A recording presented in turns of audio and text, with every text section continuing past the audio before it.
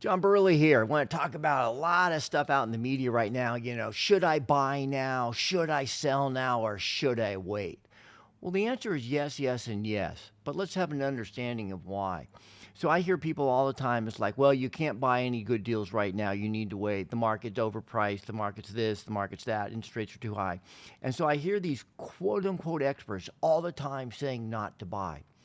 Here's what I know. I'm talking to somebody and listening to somebody in that moment who does not know what they're doing. Look, it's fun to make these great grand statements on TV and on podcasts and on, seminar platforms. But the reality, anybody who calls themselves a professional investor, who does that for a living and or educates people for a living, should sure as hell know how to buy in every single market.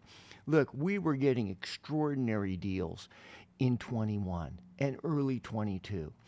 We had one student here in the Phoenix. She works in Michigan, Tricia Rockwood. In those 4 years from 19 to into just now, she's bought over 205 houses, making 1.95 million in placement fees. She's going to be a guest on an upcoming podcast here in the very near future, so make sure and watch for that. She's created 84,000 passive cash flow for herself and more that from that for her capital investors. And this was all when it was too high to buy. So look, there are always deals out there. Always. Any high end professional investor can always get deals. It's just a matter of how hard do you work for them. And sometimes the diminishing return to the point where as a successful investor, when a market is super overheated, it's not uncommon for them to scale back their acquisitions, properly manage what they have, make it a good time to go enjoy the life and the fruits of their labor, do some harvesting and train up their staff, make changes internally they need to make within their team, and be prepared while they're paying off all the bad debt and building up their war chest to pounce into a market like we're moving into today. You know, should you sell? Depends whether you need to or not. And if you've got something better to do, if it's for your own residence, let's be straight up. This is a personal lifestyle choice. It is not an investment. For most people, they don't walk away with this huge win from their single family home that they live in. They get the tax exemption money, $250,000 if you're single, $500,000 if you're married and you've lived there the last 5 years. The idea traditionally was that, you live in the family home, you'd have $100,000, $200,000, you'd sell it, you'd downsize into an apartment, a mobile home, a condo, something like that was kind of the traditional thought around it. But that's not what's happening. People just keep rolling it. Too many people, even if they make 2, 3, 400 grand on their house, what do they do with it? It's not like they plow it all into the next house, and have a lower mortgage. Most people, let's face it, let's just tell the truth, they just piss the money away. It's just gone. They don't know where it went. They don't remember having $400,000 worth of fun. They just know the 400,000 is mostly gone. If it's your own residence, it's a personal lifestyle choice. And I know we're making a move on our resident. We're selling the family home of 32 years. Just at the end of the day, it would no longer fit the need that we really wanted, and we were in a position to do whatever we wanted. And so we sold the family home. I took a small haircut. I still made way more than what I bought it for. We still did extremely well. We took a small haircut. However, on the buy side, the next house we're buying, the other guy took a much bigger haircut. So we were able to move into a home, not necessarily bigger, just a different layout, more designed about our needs today. It has a recording studio in it, has a really nice office space for me. We have a billiards room. Has the extra guest bedroom if we want, but mainly it's on a half acre. So we've got a really, really beautiful backyard, which is really important to me. So your own home, personal decision. Your investment assets, should I sell my investment assets now? Hey, look, here's the question, and it's always the question. Can I do something better with the money? I do have capital investors and clients of mine that are selling some of their assets off. Some are 1031 exchanging because they're just moving to what they perceive to be a better investment, better use of the property. Others are, some cases, paying the capital gains, figuring, hey, if I'm not going to get nothing but higher, I'll take some of that money out that I'm not going to put into real estate and use it for other needs. And those are all good choices. It's just what are you going to do with your money? So I think right now, if you price fairly, and the property's in good condition for what it is, whether that's an investment or a Class A or Class B, Class C, whatever it is, they're still selling within 30, 60 days. I'm in closing escrow. If you are going to sell, just don't do the delusion 101 and price it like it's we're in February of 22. We're not even kind of close, not even vaguely. So if you're going to sell, get an experienced realtor who knows what he or she is doing. a real person, 10 plus years in the business minimum, part of the reason is they're gonna walk you down off the ledge. They're gonna let you know, no, I'm not gonna list the house for that. You need to be real and list it for this. So you don't want to be dictating to your realtor the price you're going to sell your house for, because you don't know what it should sell for. You're emotional. You got bias. So you need to do that. Fix what needs to be fixed and sell it. On the investment side, though, look, right now it's opened up and there's some good opportunities. We're starting to look at bigger buildings in addition to the residential. It's a little early on the bigger building curve, but we're just starting to have syndicators fail. So syndicators who put deals together 3 years ago, looking at a 5 or 3 year window, which is too short, but that was when everything's going up, they get greedy until they shorten windows. They're not how they should actually be. Everybody knows real estate is 10 to 14 year cycles, not 3 to 5 year cycles, but syndicators are trying to maximize fees, not profits in most cases, 98% of them. You're seeing some that were really, their whole model was predicated on it had to grow, which if your model is predicated on it has to grow, you don't know what you're doing, which I know that would then be 90+% of the institutional investors don't know what they're doing, John.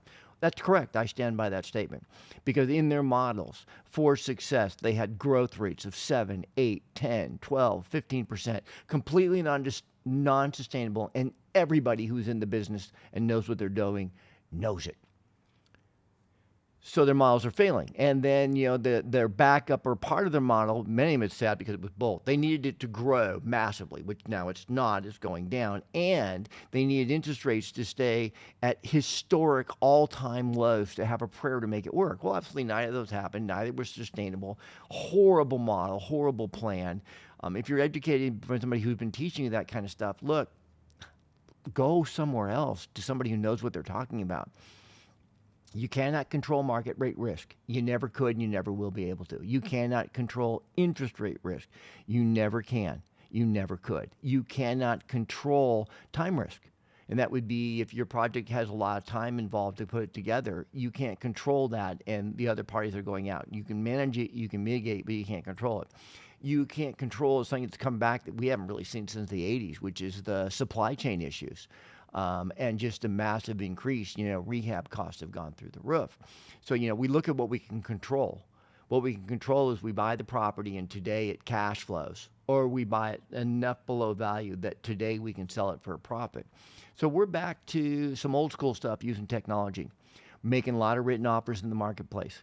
Looking at the residential real estate, you've got off market, which is always better deals, but not necessarily better net deals. Because I know a lot of people that were spending 10, 15, 20, 30, 50,000 a month on marketing to get those leads. And without values increasing, those deals are a lot thinner and the marketing cost is just eating alive their profit base. Because it's a real business. It's a net, not a gross. So if you did 5 deals a month, you take all your operational costs and you divide those into the 5 deals, and that would show you what you really did. So many people, say, oh, I make $20,000 a deal. They've got $5, $10, $15, $20,000 overhead per deal, so they're not making anywhere near that. It's a real world, real business. What we are finding on the MLS, which is where a lot of people go, which is where 85 to 90% of the deals are, and if you're brand new, it's kind of where you need to go by necessity, because that's an existing pipeline. Marketing models, most of your results come on your 7th contact, so your 7th mail drop, your 7th door knock. So it's months in a cycle generally to get it. And veterans will tell you, it's 90 days to 9 months to start and find a flip and move it, which is why we teach getting the money and getting paid up front first rather than doing it in that way. About a third of the MLS is Delusion 101, February, March 22. Don't even waste your time. Just don't even look at them. Don't even look at them on the internet. They're a waste of time.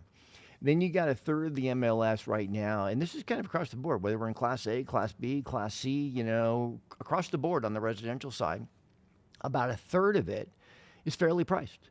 And if it's in the top 20% for its neighborhood, meaning its condition, how it looks, for the neighborhood, obviously Class A is very different than Class C, than Class B. So if it's in the top 10 to 20% for the neighborhood and it's fairly priced, it is literally closing in 30 to 60 days, which means it's selling in the first couple weeks. Consistently across the board, across the country. The other thing we have then is there's about and so the first one, those are the new agents and the desperate agents who don't know what they're doing, who let you, the client, do Delusion 101. See, as the client, you want a high-end professional realtor, someone who's 10, 20 years in the business, who's been through multiple markets, who wasn't just a product of the recent marketplace where like, wow, everything goes up, just get a listing and you're rich. Because that's not how it ever works long term. You get booms. That was a boom. The boom is gone. Booms are followed by busts, soft, medium, or large. We're looking at a medium bust in objective practitioners' opinions, not pie in the sky people. And a lot of people are doing the headlines because they want it to make it look good, because it's going to be really bad. Well, I know prognosticators, who've been calling for the collapse of the United States American government and the default on T-bills since 1991. You know what? Eventually, maybe it'll be their great, great, great, great grandchildren, but eventually that'll happen. Just kind of missed out on everything good if it doesn't. The third that is pricing them fairly. We were just working with one. My wife literally was a realtor in the same building she was back in 1992. High-end professional, consistent, working, banging out, still doing open houses, doing old school and new school, crews knocking on doors, doing all the old school stuff with the new technology, which is how you want to do it. You want to be blending both, not just relying on new stuff, tech, because it doesn't work a lot, and not just involving old school and shoe leather, because it doesn't always work. You need both in a modern world. Those agents are great. Those ones are selling. Now, what I want to talk to you is the in-between agent. So they're newer, but they work. So they're getting listings, but they're not standing there and going, no, Mr. Seller, you can only get 600 grand for the house, Mr. Seller. I'm not going to list it for 7 or 675. So they're desperate enough and still new enough that they're listing the houses. This is the other third. So a third of the market, delusion, just prices that are so crazy, it's not even in the realm of reality. And that's a third of MLS. And then you got a third that priced right where it should be. Very fair, and good condition, and those move. The other third is where we're really targeting. These are 10 to 20% above what they should be priced at. And in many cases, there's some flaws that should be fixed, but the seller doesn't have the money, the inclination, or a professional realtor to tell them, which is why they're with that realtor. Because the good realtors are going, hey, you need to put new flooring in before I list this house. This house has to be painted before I list it. You need to clean out the backyard before I list it, which is what a good agent's going to do on a normal MLS sale. That last third, though, in between, experiency, competency, proficiency, but they want to make deals happen. Those ones we are consistently hitting 25 to 35% below asking price on the MLS right now today, just like the good old days. Just like the good old days, boys and girls. And some of my students have been getting feedback to me that they bought houses for 40 to 60% below MLS.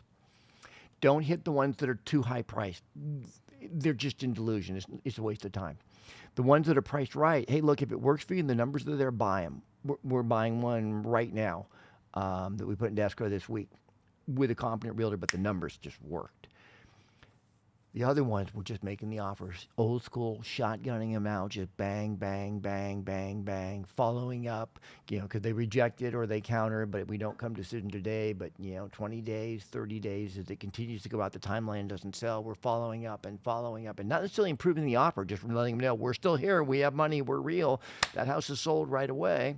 And since we follow my model, what I teach you, the secret to raising private money, we don't ever make offers unless we actually have the money to close for real in the bank.